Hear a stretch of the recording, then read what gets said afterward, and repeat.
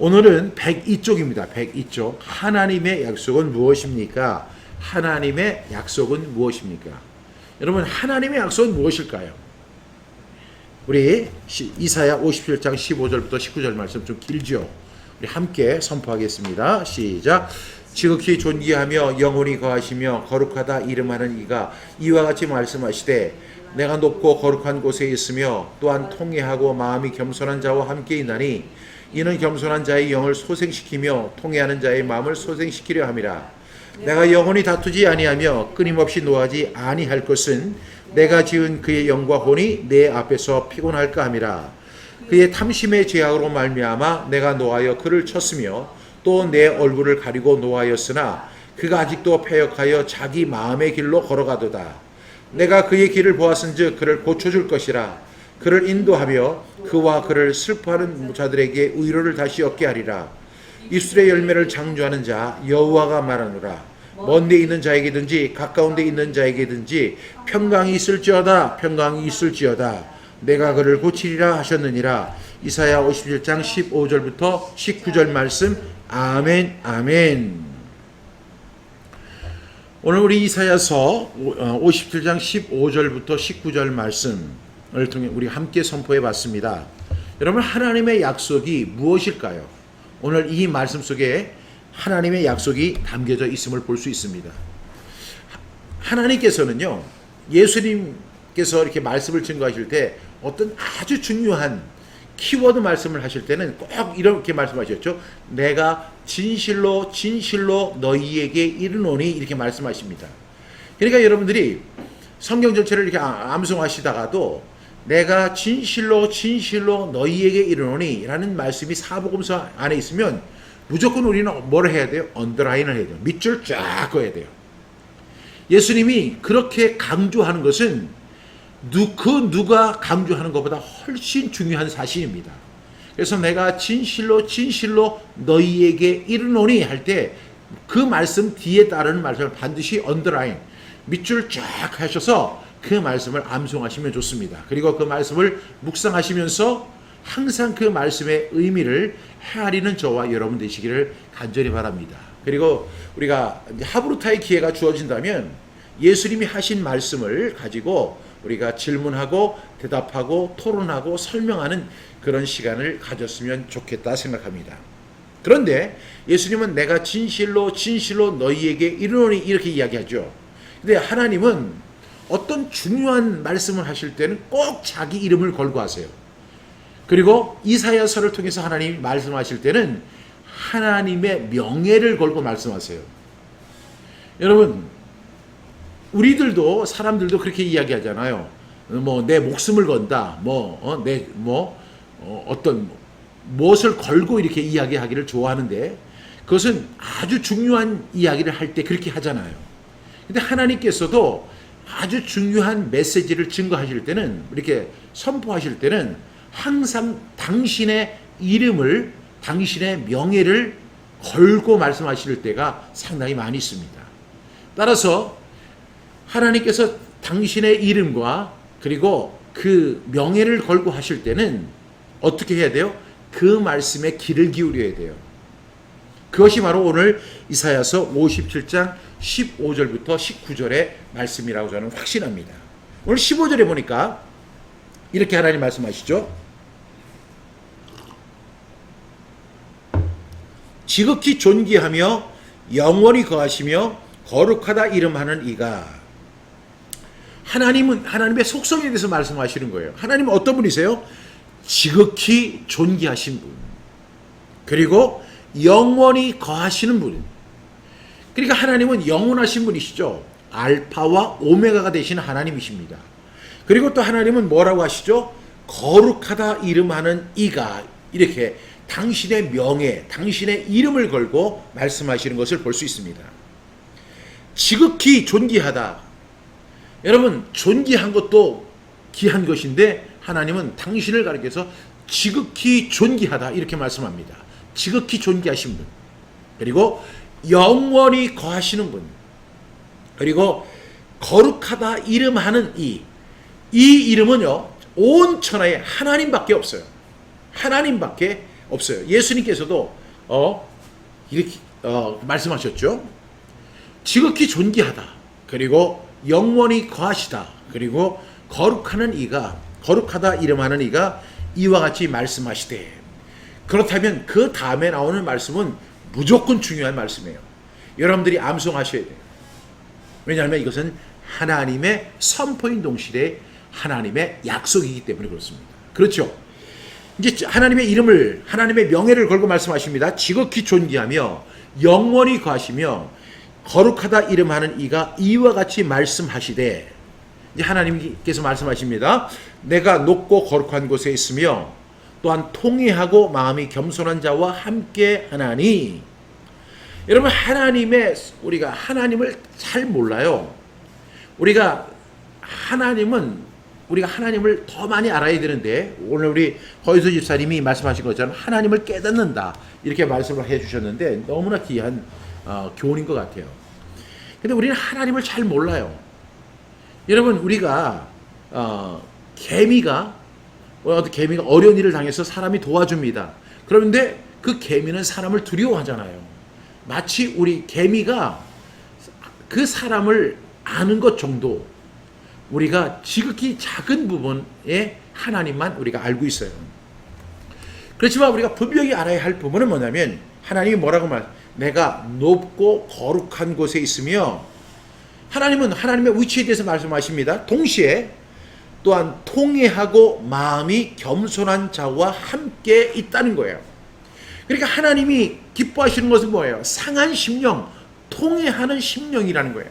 정말 하나님 앞에 나아갈 때 우리가 어떤 심정을 가지고 나가야 할지를 하나님께서 친히 말씀해 주시는 거예요. 하나님은 어떤 하나님이시죠? 우리가 통회하는 마음을 가진 사람을 하나님께서는 기뻐하시고 영접하시고 받아주신다는 것을 오늘 이 말씀을 통해서 설명합니다. 하나님은 어려운 하나님, 무서운 하나님, 공포의 하나님이 아니에요. 하나님은 어떤 분이냐면 통회하는 심령을 가지고 그 하나님 앞에 나올 때 하나님은 그 사람을 다 용납해 주시고 받아주십니다. 왜? 그것은 하나님의 사랑이기 때문에, 하나님은 사랑이기 때문에 그래요. 그래서 또한 통회하고 그 다음에 마음이 겸손한 자와 어떻게 한다고 하셨죠? 함께 하나니. 우리는 어떤 자세를 가지고 하나님 앞에 나가야 될까요?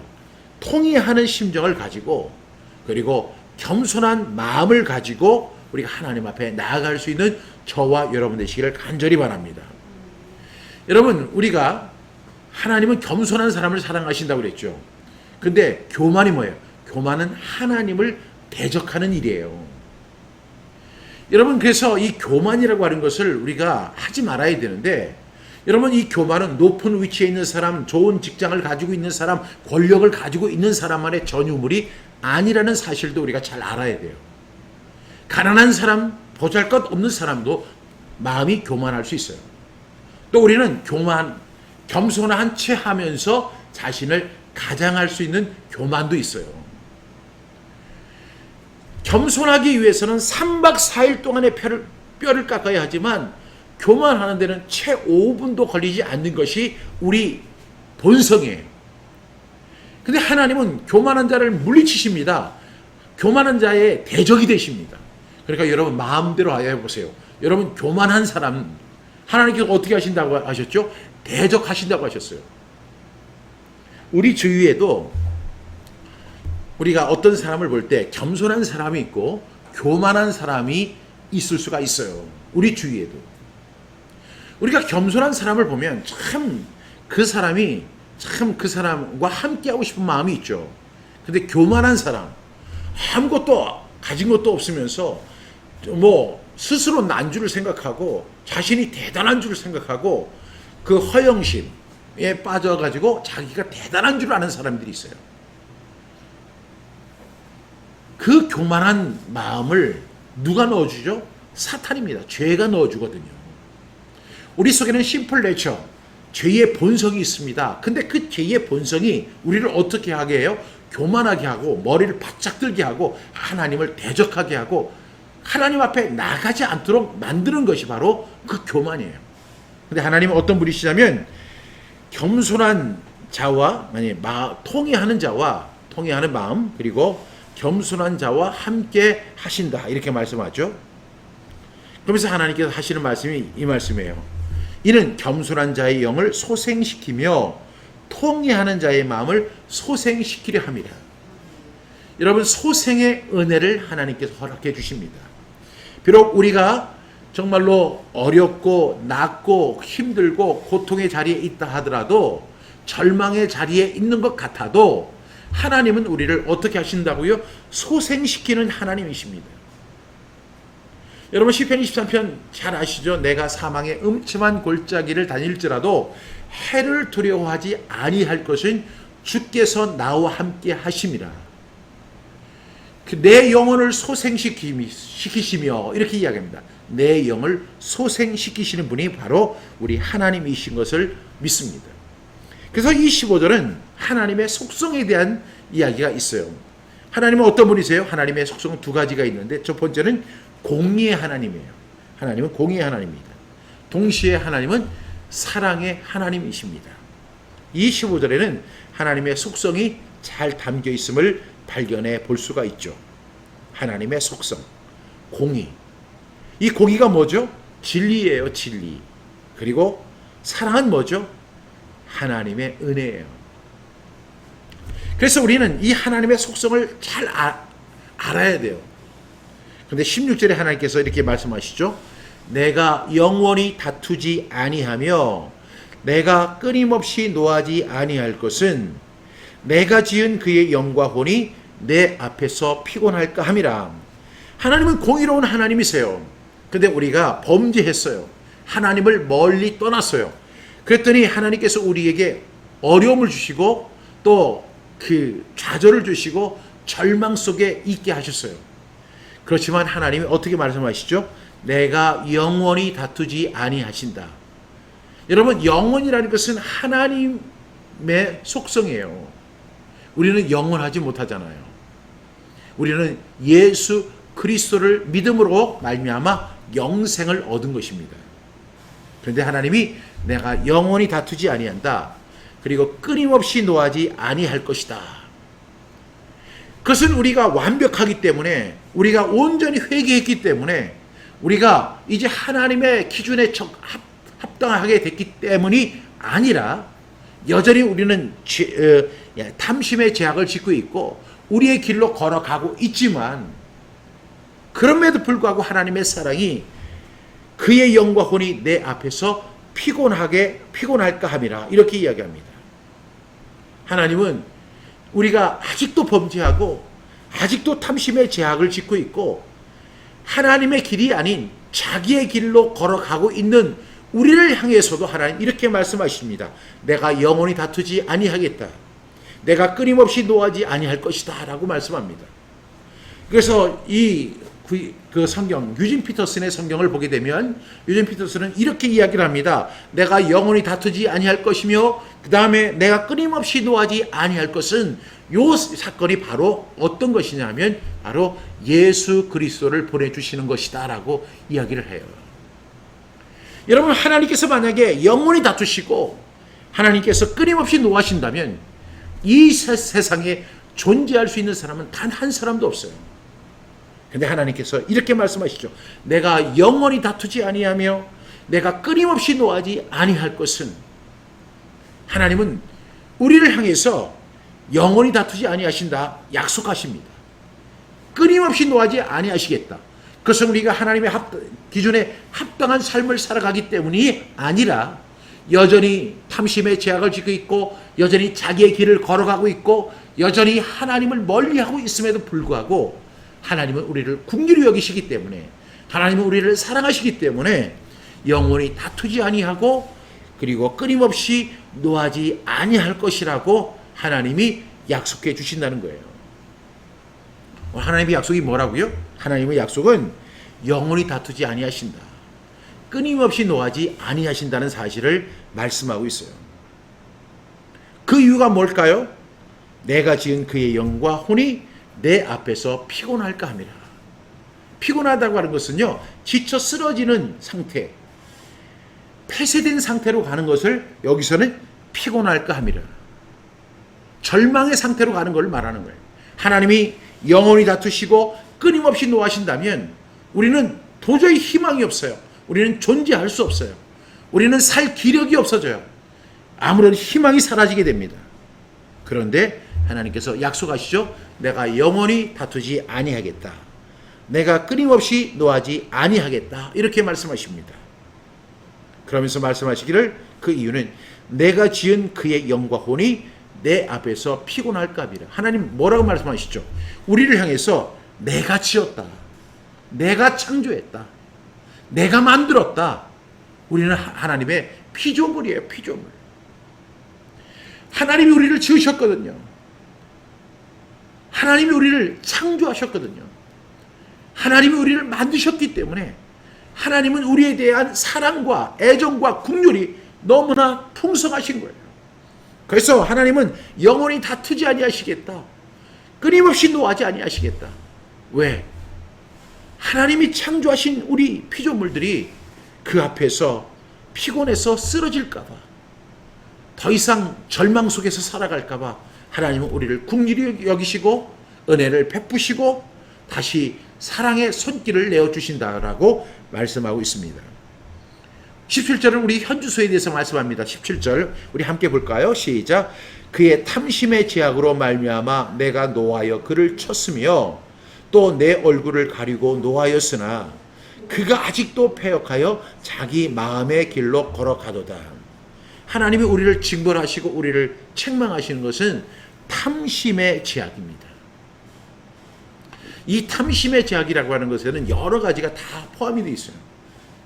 그래서 성경은 이렇게 이야기하죠. 욕심이 잉태한 즉 죄를 낳고 죄가 장성한 즉 사망을 낳느니라. 욕심이, 그 탐심이 잉태를 해요. 그래서 그것으로 끝나는 것이 아니라 죄를 낳고, 죄는 여러분 아시죠? 장성하는 큰 놀라운 그 능력이 있어요. 제가 어떤 분의 고백을 들었는데 그분이 초등학교 때 남의 집에서 피리를 갖고 왔다는 거예요. 근데 그것이 큰 범죄가 될 것을 두려워서 하나님 앞에 철저하게 통회하고 자백하는 그분의 참 결단, 위대한 신앙의 결단을 볼 수 있었습니다. 우리나라 속담에도 그 바늘 도둑이 소 도둑이 된다, 이런 이야기가 있어요. 여기 보니까 탐심의 제약, 욕심, 그 욕심이 잉태한 즉 죄를 낳게 됩니다. 죄는 장성합니다. 우리는 영원히 그 탐심의 제약에서 벗어나지를 못해요. 나이를 먹어가지고 이제 뭐 천국 갈 날이 이제 얼마 남지 않았다. 그러면 이제 욕심도 사라질 것 같잖아요. 그렇지가 않더라고요. 노욕이라고 해가지고 나이가 더 먹으면 노욕이 생긴다고 그래요. 노욕. 노인의 그 욕심, 노인의 탐심이 생겨요. 그렇게 인생을 살아오면서 그렇게 더 지혜롭고 더 하나님을 경외해야 하고, 그런데 노년에도 탐심이 생기고 노년에도 욕심이 생기는 것이 우리 인간들의 모습이에요. 그래서 성경은 우리에게 이렇게 이야기해요. 모든 사람이 죄를 범하였음에 하나님의 기준에 이르지 못하더니, 하나님의 영광의 기준에 이르지 못합니다. 우리가 젊어서 그 다음에 뭐 청년일 때, 청소년일 때 범죄를 잘하고 뭐 중년이 되고 뭐 장년이 되면 우리가 스스로를 통제하고 뭐 40이 되면 뭐 부록이라고 이렇게 이야기하는데, 여러분 진짜 부록일까요? 절대로 그렇지 않습니다. 나이를 먹어도 우리는 여전히 범죄하고 여전히 탐심에, 그 욕심에 사로잡혀 있는 것이 우리 현 주소입니다. 근데 하나님이 원치 않으시죠? 그의 탐심의 제약으로 말미암아 내가 노하여 그를 쳤다. 여러분, 우리가 탐심을 버리라고 그랬어요. 예수님은 탐심을 버려라. 근데 그 탐심의 제약 때문에 내가 노하여 그를 쳤다. 하나님이 우리를 치는 이유가 있어요. 우리가 여전히 탐심을 가지고, 탐심의 가장 하이라이트가 뭔지 아시죠, 여러분? 탐심의 가장 하이라이트는 세상을 사랑하는 거예요. 세상을 사랑하는 것이 바로 탐심의 하이라이트입니다. 그 과정에는 돈을 사랑하는 과정도 있어요. 돈을 사랑합니다. 근데 결론은 뭐냐면 그 탐심의 항상 목표는 세상을 사랑하는 거예요. 세상을 사랑하는 거예요. 세상을 사랑하는 사람에게는 하나님의 영이 그 안에 있지 않다라고 사도 요한은 이야기합니다. 여러분, 그 세상을 사랑하는 마음, 그 탐심의 죄악으로 말미암아 내가 노하여 그를 쳤다. 그리고 하나님께서 정말로 그게 너무 보기 싫은 거예요. 그래서 얼굴을 가리고 노하였다. 내가 차마 그를 보기가 싫으니까 얼굴을 가리우는 거예요. 여러분, 그래서 요나가 시편 2편에서 이렇게 고백하잖아요. 내가 주의 목전에서 쫓겨났을지라도, 주의 목전, 하나님의 눈에서 벗어났을지라도, 근데 요나가 위대했던 것은 다시 주의 성전을 바라보겠나이다. 다시 주의 성전을 바라보겠나이다. 여러분, 세상을 바라보는 것이 아니라 다시 하나님이 계신 성전을 바라보겠습니다라고 고백할 때 그에게 회복이 있었고 치유가 있었고 다시 사명으로의 복귀가 있었다는 사실을 우리는 기억해야 합니다. 여러분, 탐심은 정말 무서운 거예요. 탐심에서 우리는 돈을 사랑하는 것, 그것이 탐심의 하이라이트라고 생각하지만 그것이 아닙니다. 그것을 더 지나서 그것은 하나의 가정에 불과한 것이고 세상을 사랑하는 거예요. 세상을 사랑하는 사람에게는 하나님이 없어요. 하나님이 그 안에 있지 아니하다라고 사도 요한은 강력하게 이야기합니다. 그래서 하나님께서 그를 탐심의 죄악을 갖고 있는 우리 하나님의 백성들을 향해서 내가 노하여 그를 쳤으며 그 다음에 내 얼굴을 가리고 노하였으나. 생각해 보세요. 하나님께서 우리를 창조하셨다고 말씀하셨죠. 그리고 우리에게 공기를 허락해 주시고 물을 허락해 주시고 살 수 있는 은혜를 다 베풀어 주셨어요. 하나부터 열까지 하나님의 은혜가 아니면 우리는 도저히 살아갈 수 없는 사람들이에요. 그런 하나님의 은혜를 힘입고 살아가는 사람들이 어떻게 해요? 하나님을 버리고 세상을 사랑하고 탐심의 죄악에서 허덕거리고 살아가는 거예요. 이러한 것이 누구의 모습이냐면 바로 저의 모습이에요. 저는 하나님의 종이라고 하는 사람이지만 여전히 탐심의 죄악에서 벗어나지 못하는 제 자신을 볼 때마다 정말로 너무나 하나님 앞에 죄송할 뿐만 아니라 내 자신에 대해서도 사도 바울의 고백처럼 오라 나는 곤고한 사람이로다. 이 사망의 몸에서 누가 나를 건져내리라는 탄식밖에 나오질 않아요. 탐심의 죄악으로 말미암아 내가 노하여 그를 쳤습니다. 우리가 세상을 사랑할 때 하나님은 우리에게서 얼굴을 가리우신 거예요. 차마 너를 못 보겠다. 차마 너를 갖다가 인정하지 못하겠다. 그래서 하나님께서 얼굴을 돌리시는 거예요. 그런데도 불구하고 그가 아직도 패역하다는 거예요. 뭐예요? 패역이라는 것은 마음이 썩을 만큼 다 썩어버린 거예요. 완전히 마음이 구더기들이 아주 범람하는 것처럼 마음이 패역합니다. 그래서 자기 마음의 길로 걸어가도다. 여러분, 우리가 이 17절을 볼 때 이것이 바로 우리 인간의 이 박종신의 현주소입니다. 박종신의 탐심의 죄악으로 말미암아 박종신에게 노하여 박종신을 쳤으며 또 내 얼굴을 가리우고 노하였으나 박종신이 아직도 패역하여 자기 마음의 길로 걸어가도다. 여러분, 우리 하나님의 심정을 이해해야 돼요. 하나님께서 우리를 너무너무 사랑하셔서 자기의 독생자 예수 그리스도를 이 땅에 보내주시고 심지어는 겟세마네 동산에서 아버지여, 이것이 아버지의 원이 아니라면 이 잔을 내게서 거두십시오. 이 십자가를 지지 않도록 저를 좀 도와주세요라고 하는 간절한 기도를 하나님은 우리를 사랑하셔서 거절하셨습니다. 예수님의 기도에 응답하지 않으셨습니다. 그리고 그 자기의 사랑하는 독생자 예수 그리스도를 십자가에서 못 박아 죽게 하셨습니다. 고통 속에서, 멸시와 천대 속에서, 손가락질에서 우리를 하나님께서 너무너무 사랑하셨기 때문에 자기의 당신의 가장 소중한 예수 그리스도를 우리를 위해서 고통을 당하게 하시고 아픔을 당하게 하시고 채찍에 맞게 하시고 창에 찔리게 하시고 최종적으로는 십자가에서 죽게 하신 거예요. 근데 우리가 하나님의 사랑을 외면합니다. 아직도 패역하여 자기 마음의 길로 걸어가도다. 제 마음을 묘사한 것 같아요. 18절에 보니까 내가 그의 길을 보았은즉 그를 고쳐줄 것이라. 근데 제가 아직도 패역하여서 자기 마음의 길로 걸어가는 저를 향해서 하나님이 이렇게 약속하시는 거예요. 오늘 하나님의 약속에 대해서 봅니다. 내가 그의 길을 보았은지 그를 고쳐줄 것이라. 그를 인도하여 그와 그를 슬퍼하는 자들에게 위로를 다시 얻게 하리라. 그를 고쳐주겠다. 박종신을 고쳐주겠다. 박수현을 고쳐주겠다. 김남숙을 고쳐주겠다. 김영자를 고쳐주겠다. 그리고 우리 석지혜를 고쳐주겠다. 김두락 장로를 고쳐주겠다. 그리고 그를 인도하여 그와 그를 슬퍼하는 자들에게 위로를 다시 얻게 하리라.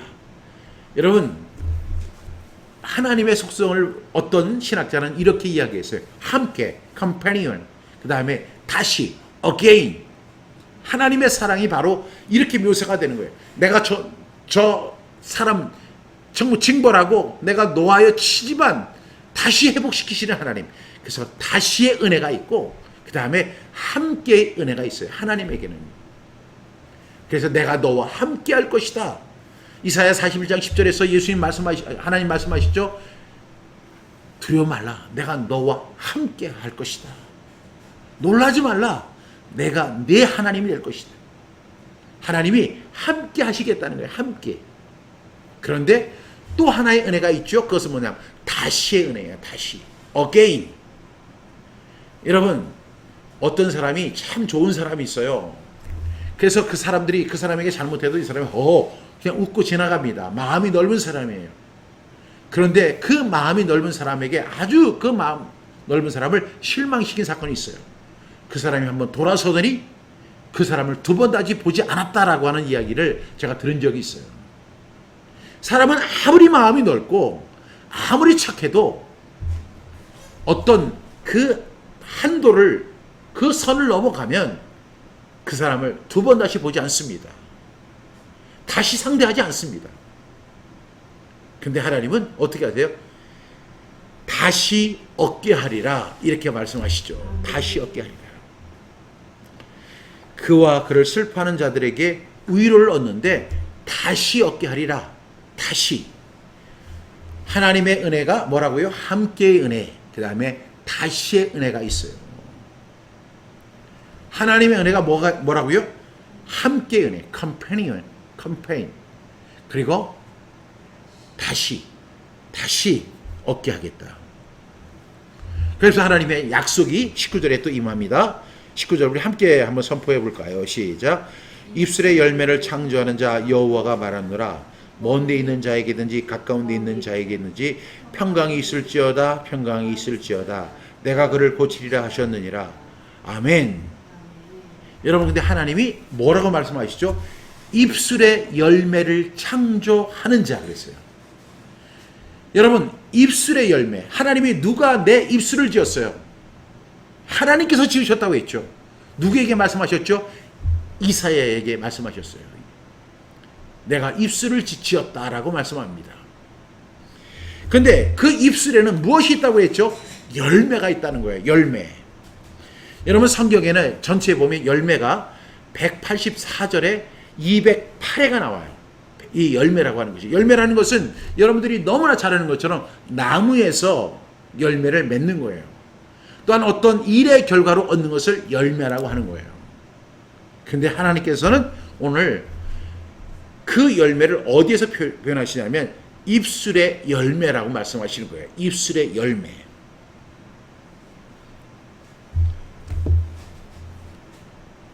여러분, 그 미국의 유명한 작가인 그 해긴스 셔먼이라고 하는 사람이 쓴 책에 보면 바꿔볼 만한 인생이라는 책이 있어요. 바꿔볼 만한 인생. 그 셔먼이 이런 이야기를 합니다. 불행을 당했음에도 불구하고 성공한 사람들의 특징은 긍정적인 상황으로 역전시키는 능력이 있더라. 이렇게 이야기합니다. 그 셔먼이 그렇게 이야기합니다. 불행을 당했는데 모든 사람이 다 불행을 당합니다. 그럼에도 불구하고 성공한 사람들의 특징은 긍정적인 믿음으로 상황을 역전시키는 능력이 있더라. 긍정적인 믿음. 오늘 하나님께서 이렇게 말씀하시죠. 입술의 열매를 창조하신 여호와가 말하노라. 여러분, 그래서 입술의 열매를 여러분 꼭 생각하고 하셔야 돼요. 저는 그 입술의 열매를 생각할 때 가장 먼저 떠오르는 사람이 누군지 아세요? 이스라엘 백성들이에요. 이스라엘 백성들이 하나님의 은혜로 말미암아 구원받았어요. 출애굽했어요. 와, 홍해가 갈라지고 정말 하나님께서 낮에는 구름 기둥으로 밤에는 불 기둥으로 그리고 만나를 내려주셔서 그들이 노예 생활에서 벗어났습니다. 하나님의 은혜를 만끽하는 그 찰나에 그들이 이런 고백을 합니다. 우리가 애굽 땅에서 죽었거나 이 강에서 죽었으면 좋았을 것을 이렇게 이야기합니다. 하나님의 은혜를 그렇게 많이 받은 사람들이 우리가 애굽 땅에서 죽었거나, 아니 그렇게 하나님께서 그냥 공을 들여가지고 애굽 땅에서 구원해 주셨는데 지금 와서 하는 말이 우리가 애굽 땅에서 죽었거나, 차라리 우리가 애굽 땅에서 죽었거나 아니면 이 광야에서 죽었으면 좋았을 것을 이렇게 이야기합니다. 여러분, 그것이 바로 그 입술의 열매가 있어요. 그렇게 이야기하면 하나님께서 그냥 지나가는 게 아니에요. 하나님은 입술의 열매를 창조하시는 분이에요. 그러니까 그렇게 하나님께서 그 놀라운 구원의 역사를 이루었는데 기껏 하는 소리가 우리가 애굽에서 죽었거나 이 광야에서 죽었으면 좋았을 것을 이렇게 어떻게 얘기를 해요? 그거는 하나님의 은혜를 아주 짓밟는 행위예요. 여러분, 근데 그 이스라엘 백성들을 이렇게 볼 때마다 느끼는 것이 또 뭐예요? 어쩌면 사람들이 저렇게 악할까? 이런 생각이 드는데 그 사람들의 모습이 바로 나의 모습이구나라는 생각이 들지 않으세요, 여러분? 여러분, 그 사람들은 정말로 저주받는 사람이고 우리는 축복받은 사람이고 우리는 그 사람들은 못난 사람이고 우리는 대단한 사람이라고 여러분 생각하시면 안 돼요. 똑같은 사람들이에요. 그래서 기껏 하는 얘기가 우리가 애굽 땅에서 죽었거나 이 광야에서 죽었으면 좋았을 것을 이렇게 이야기합니다. 근데 하나님 뭐라고 말씀하시죠? 하나님 이렇게 말씀해요. 나의 삶을 가리켜 맹세하노니, 나의 삶을 가리켜 맹세하노니. 오늘 제가 말씀했죠. 오늘 15절에 하나님께서 아주 중요한 메시지를 증거하실 때는 항상 자신의 명예를 걸고 하신다니까요. 하나님께서 이렇게 나의 삶을 가리켜 맹세하노니 이렇게 하신 다음에 너희 말이 내 귀에 들린 대로 내가 너희에게 행하리니, 너희 말이 내 귀에 들린 대로 내가 너희에게 행하겠다. 그러면서 하신 말씀이 너희 시체가 이 광야에서 엎드려질 것이다 그랬어요. 너희의 시체가 이 광야에서 엎드려질 것이다. 여러분, 이 사람들이 너무 화가 나고 그리고 절망적이고 어려움을 닥치니까 원망을 하지만 그 원망이 너무나 지나친 거예요. 우리가 애굽에서 죽었거나 이 광야에서 죽었으면 좋았을 것을 어떻게 이런 얘기를 하냐고요. 그리고 이 사람도 정말 하나님의 은혜를 체험한 사람 맞아요? 하나님의 그 구원의 은혜를 체험한 사람 맞아요? 어떻게 이렇게 얘기할 수 있냐고요. 사람한테도 이렇게 하면 안 되는데 하물며 우리의 입술의 열매를 창조하신 그 하나님 앞에 어떻게 감히 이렇게 얘기를 해요. 근데 이것이 이스라엘 백성만의 문제가 아니에요. 바로 저와 여러분의 문제일 수 있다는 사실을 우리가 고백하고 인정해야 돼요. 하나님께서 말씀하십니다. 나의 삶을 가리켜 맹세하노니, 나의 삶을 가리켜 맹세하노니. 하나님이 얼마나 화가 났으면 이렇게 말씀하실까요? 너희 말이 내 귀에 들린 대로 내가 너희에게 행하리니 너희 시체가 이 광야에서 엎드러질 것이다. 하나님은 그대로 행하셨어요.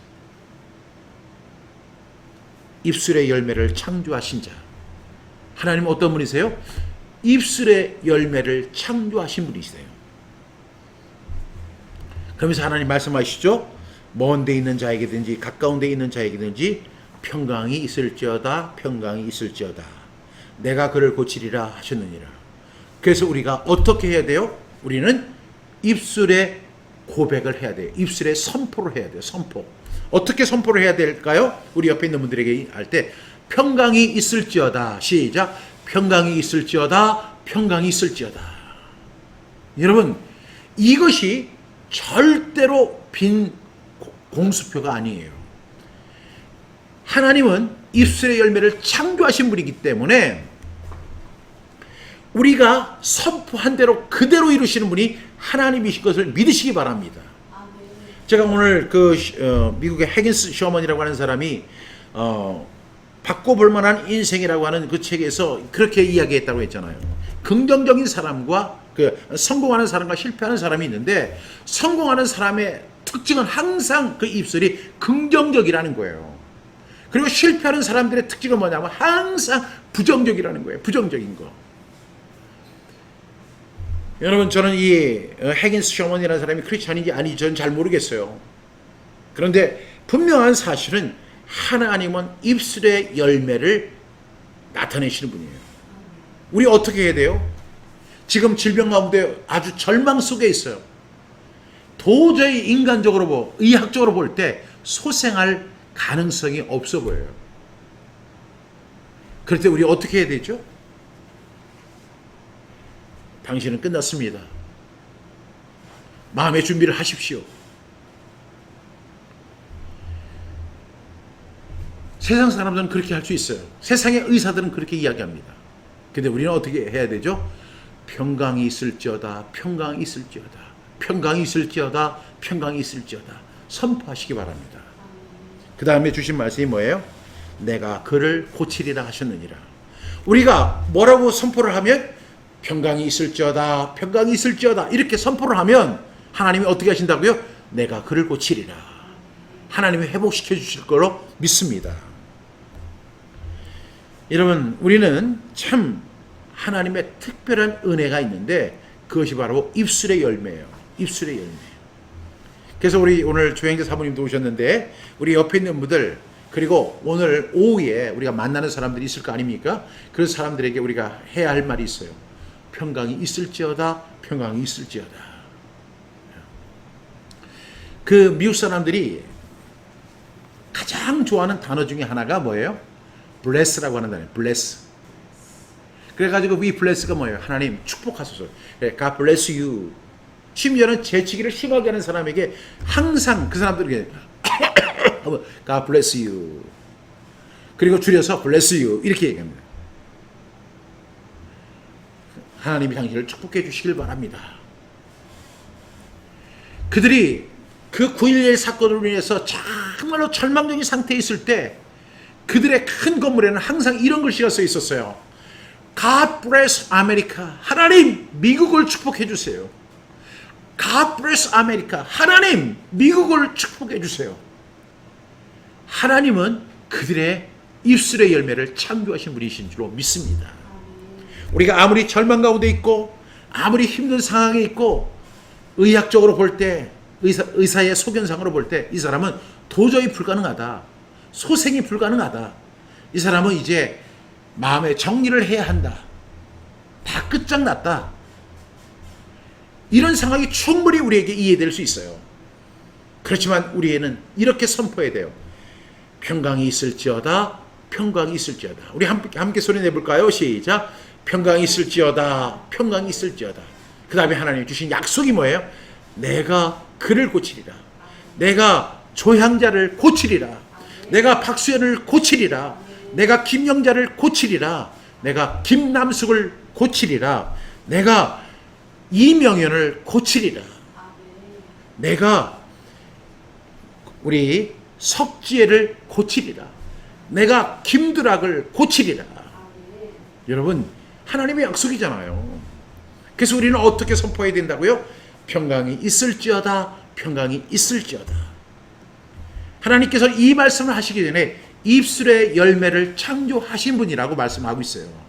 입술의 열매를 창조하신 분. 성공하는 사람들은 항상 긍정적인 이야기를 합니다. 제가 봐도 그래요.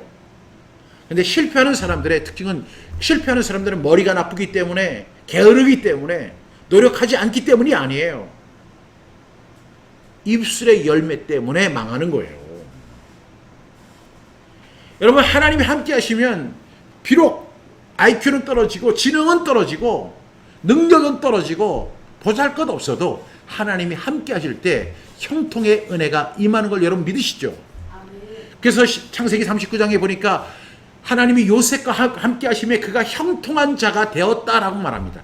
하나님이 요셉과 함께 하실 때, 비록 요셉은 지금 어디에 있어요? 그 감옥에 갇혀 있어요. 인간적으로 볼 때는 절망입니다. 소망이 없어요. 그리고 정말로 부끄러워요. 어떻게 해야 할 바를 알지 못해요. 꿈이 사라지는 거예요. 감옥에 있는 사람에게 꿈이 무슨 꿈이 있겠어요. 언제 형장의 이슬로 사라질지도 모르는데.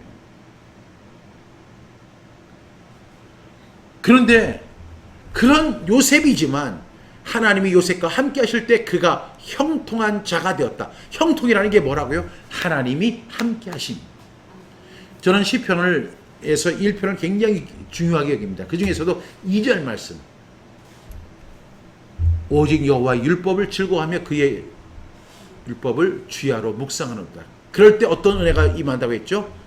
시냇가에 심은 나무처럼 형통의 은혜가 임하게 된다는 것이죠.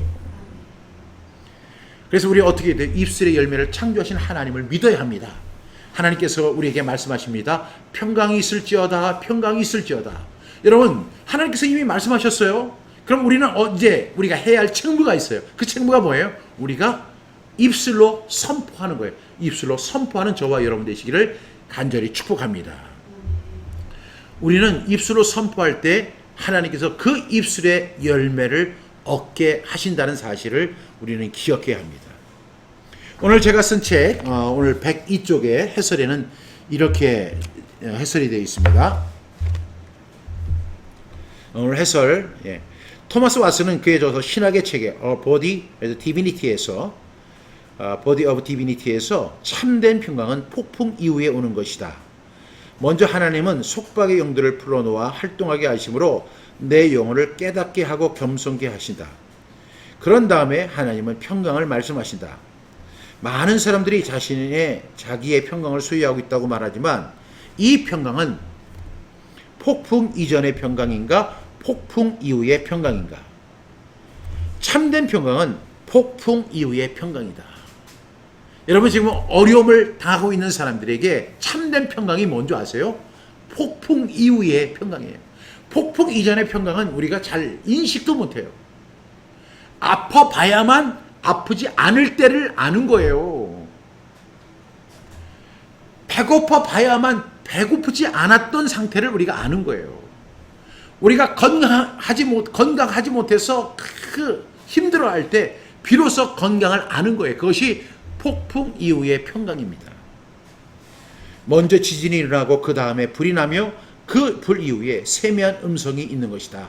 열왕기상 9장 12절. 결코 어떤 법적인 타격을 받지 못한 상태에서는 여러분은 자신들의 평강을 의심하게 될 것이다. 여러분들에게 하나님께서 우리에게 큰 은혜를 1부터 10까지 다 베풀어 주셨음에도 불구하고 우리는 그 하나님의 은혜를, 하나님의 평강을 느끼지 못하고 살아가잖아요.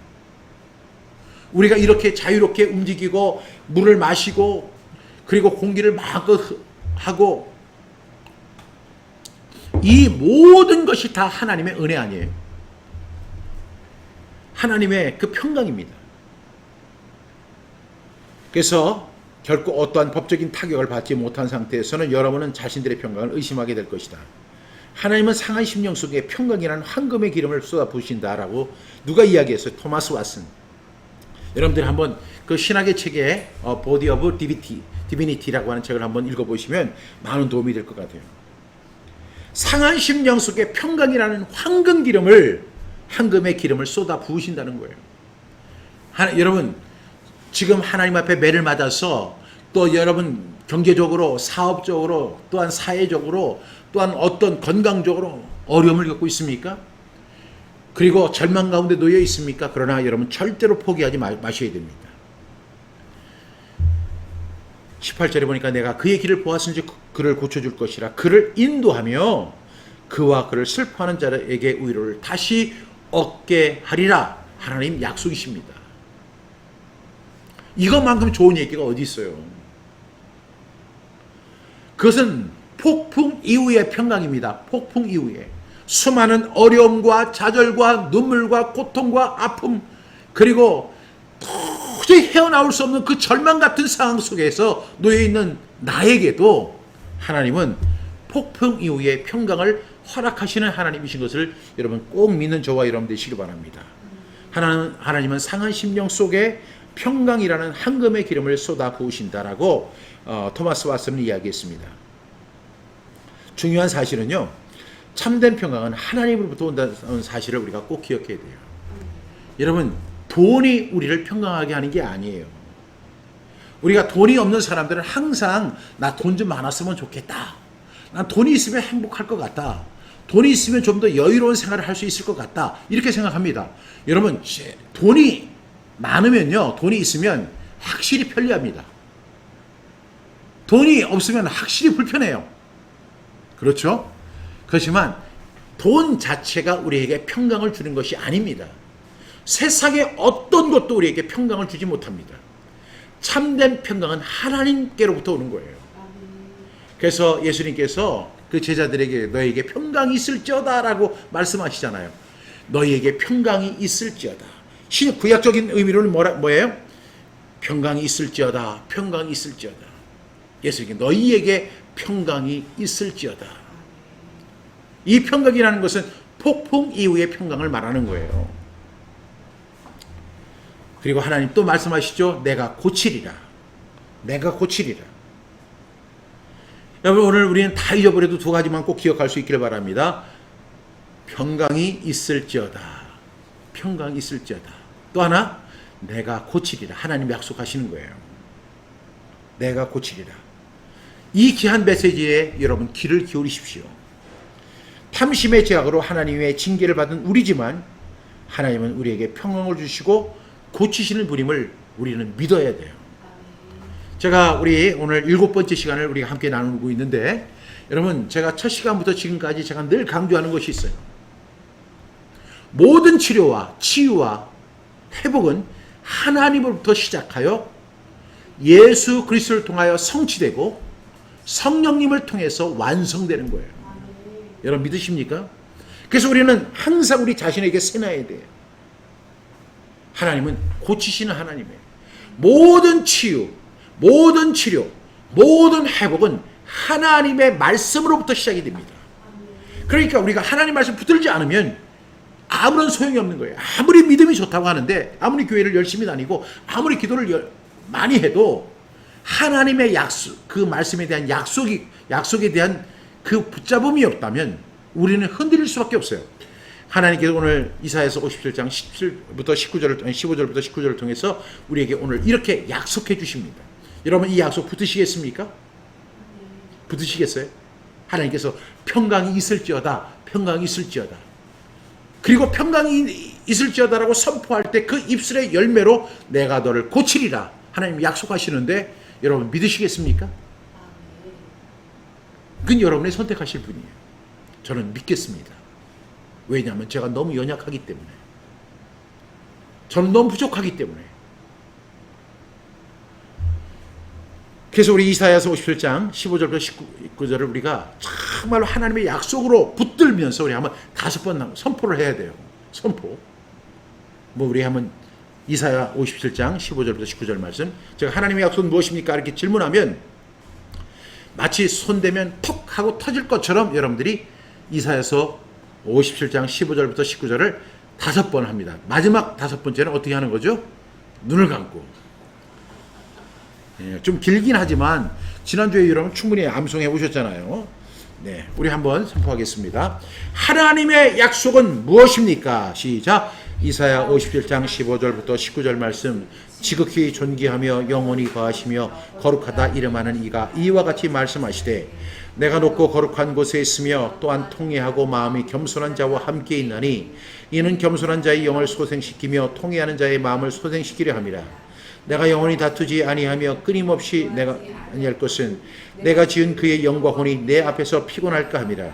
그의 탐심의 제약으로 말미암아 내가 노하여 그를 쳤으며 또 내 얼굴을 가리고 노하였으나 그가 아직도 패역하여 자기 마음의 길로 걸어가도다. 내가 그의 길을 보았은즉 그를 고쳐줄 것이라. 그를 인도하며 그와 그를 슬퍼하는 자들에게 의로를 다시 얻게 하리라. 입술의 열매를 창조하는 자 여호와가 말하노라. 먼 데 있는 자에게든지 가까운 데 있는 자에게든지 평강이 있을지어다 평강이 있을지어다 내가 그를 고치리라 하셨느니라. 이사야 57장 15절부터 19절 말씀. 아멘 아멘. 잠시 쉬고요. 너무 기네요. 하나님의 약속은 무엇입니까? 이사야 51장 15절부터 19절 말씀. 지극히 존귀하며 영원히 거하시며 거룩하다 이름하는 이가 이와 같이 말씀하시되 내가 높고 거룩한 곳에 있으며 또한 통회하고 마음이 겸손한 자와 함께 있나니 이는 겸손한 자의 영을 소생시키며 통회하는 자의 마음을 소생시키려 함이라. 내가 영원히 다투지 아니하며 내가 끊임없이 노하지 아니할 것은 내가 지은 그의 영과 혼이 내 앞에서 피곤할까 함이라. 그의 탐심의 제약으로 말미암아 내가 노하여 그를 쳤으며 또 내 얼굴을 가리고 노하였으나 그가 아직도 패역하여 자기 마음의 길로 걸어가도다. 내가 그의 길을 보았은즉 그를 고쳐줄 것이라. 그를 인도하며 그와 그를 슬퍼하는 자들에게 위로를 다시 얻게 하리라. 입술의 열매를 창조하는 자 여호와가 말하노라. 먼 데 있는 자에게든지 가까운 데 있는 자에게든지 평강이 있을지어다 평강이 있을지어다 내가 그를 고치리라 하셨느니라. 이사야 51장 15절부터 19절 말씀. 아멘 아멘. 하나님의 약속은 무엇입니까? 이사야 51장 15절부터 19절 말씀. 지극히 존귀하며 영원히 거하시며 거룩하다 이름하는 이가 이와 같이 말씀하시되 내가 높고 거룩한 곳에 있으며 또한 통회하고 마음이 겸손한 자와 함께 있나니 이는 겸손한 자의 영을 소생시키며 통회하는 자의 마음을 소생시키려 함이라. 내가 영원히 다투지 아니하며 내가 끊임없이 노하지 아니할 것은 내가 지은 그의 영과 혼이 내 앞에서 피곤할까 함이라. 그의 탐심의 제약으로 말미암아 내가 노하여 그를 쳤으며 또 내 얼굴을 가리고 노하였으나 그가 아직도 패역하여 자기 마음의 길로 걸어가도다. 내가 그의 길을 보았은즉 그를 고쳐줄 것이라. 그를 인도하며 그와 그를 슬퍼하는 자들에게 위로를 다시 얻게 하리라. 입술의 열매를 창조하는 자 여호와가 말하노라. 먼 데 있는 자에게든지 가까운 데 있는 자에게든지 평강이 있을지어다 평강이 있을지어다 내가 그를 고치리라 하셨느니라. 이사야 57장 15절부터 19절 말씀. 아멘 아멘. 하나님의 약속은 무엇입니까? 이사야 51장 15절부터 19절 말씀. 지극히 존귀하며 영원히 거하시며 거룩하다 이름하는 이가 이와 같이 말씀하시되 내가 높고 거룩한 곳에 있으며 또한 통회하고 마음이 겸손한 자와 함께 있나니 이는 겸손한 자의 영을 소생시키며 통회하는 자의 마음을 소생시키려 함이라. 내가 영원히 다투지 아니하며 내가 끊임없이 노하지 아니할 것은 내가 지은 그의 영과 혼이 내 앞에서 피곤할까 함이라. 내게 탐심의 제약으로 말미암아 내가 노하여 그를 쳤으며 또 내 얼굴을 가리고 노하였으나 그가 아직도 패역하여 자기 마음의 길로 걸어가도다. 내가 그의 길을 보았은즉 그를 고쳐줄 것이라. 그를 인도하며 그를 슬퍼하는 자들에게 위로를 다시 얻게 하리라. 입술의 열매를 창조하는 자 여호와가 말하노라. 먼 데 있는 자에게든지 가까운 데 있는 자에게든지 평강이 있을지어다 평강이 있을지어다 내가 그를 고치리라 하셨느니라. 이사야 51장 15절부터 19절 말씀. 아멘 아멘. 예, 이제 눈을 감고 우리 앞에 계신 분들도 다 눈을 감으시고. 네. 하나님의 약속은 무엇입니까? 이사야 57장 15절부터 19절 말씀. 지극히 존귀하며 영원히 거하시며 거룩하다 이름하는 이가 이와 같이 말씀하시되 내가 높고 거룩한 곳에 있으며 또한 통회하고 마음이 겸손한 자와 함께 있나니 이는 겸손한 자의 영을 소생시키며 통회하는 자의 마음을 소생시키려 함이라. 내가 영원히 다투지 아니하며 끊임없이 아니할 것은 내가 지은 그의 영과 혼이 내 앞에서 피곤할까 함이라. 그의 탐심의 제약으로 말미암아 내가 노하여 그를 쳤으며 내 얼굴을 가리고 노하였으나 그가 아직도 패역하여 자기 마음의 길로 걸어가도다. 내가 그의 길을 보았은즉 그를 고쳐줄 것이라. 그를 인도하며 그와 그를 슬퍼하는 자들에게 위로를 다시 얻게 하리라. 입술의 열매를 창조하는 자 여호와가 말하노라. 먼데 있는 자에게든지 가까운 데 있는 자에게든지 평강이 있을지어다. 평강이 있을지어다. 내가 그를 고치리라 하셨느니라. 이사야 50장 15절부터 19절 말씀. 아멘. 아멘. 허예수 집사님 다 암송이 되셨죠? 네. 우리 강정심 사모님이시죠. 평강이 있을지어다. 내가 송기봉이를 고치시리라. 아멘. 네. 우리 석재 목사님 평강이 있을지어다. 내가 고치리라. 믿습니다. 네. 그러니까 우리가 하나님의 치유하심, 고치심을 우리가 기대하기 전에 해야 할 것이 뭐죠? 입술의 고백, 입술의 선포가 있어야 돼요. 시작. 평강이 있을지어다. 평강이 있을지어다. 하나님께서 약속해 주셨어요. 평강이 있을지어다. 평강이 있을지어다 하면 하나님께서 내가 그를 고치리라. 내가 그를 고치리라 하셨느니라. 여러분 믿으시기 바랍니다. 여러분 우리가 어떤 육체적인 질병 때문에, 또한 어떤 사업적인 실패 때문에, 어떤 학업의 부진 때문에, 그리고 여러 가지 인간적인 관계 때문에, 그리고 정말로 우리를 억누르고 우리를 힘들게 하고 우리를 절망 속에 빠뜨리는 그런 환경적인 요인들이 너무너무 많잖아요. 어떤 분은요, 여기서 여기를 가려고 하는데도 그것이 마음대로 안 돼가지고 그것 때문에 그냥 애를 달아 하는 분이 있어요. 아, 나 여기 싫은데 저쪽으로 가고 싶은데, 근데 그게 마음대로 안 되잖아요. 그래서 누구를 원망하기도 하고, 아, 저 사람한테 내가 미운털이 박혀서 이러나, 이런 마음이 들 때가 우리 인간이니까 당연히 있습니다.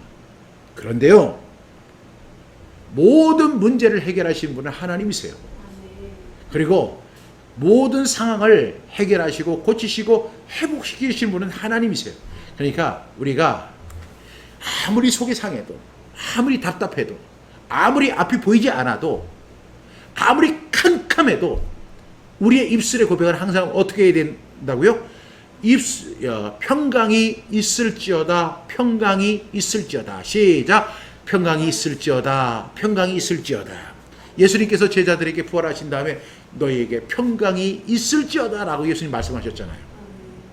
이 하나님의 평강, 예수 그리스도의 평강, 또한 특별히 폭풍 후의 평강, 이 평강이 여러분에게 있기를 간절히 바라고, 하나님의 놀라운 치유와 회복이 여러분의 입술의 열매를 통해서 반드시 나타나기를 주님의 이름으로 간절히 축복합니다.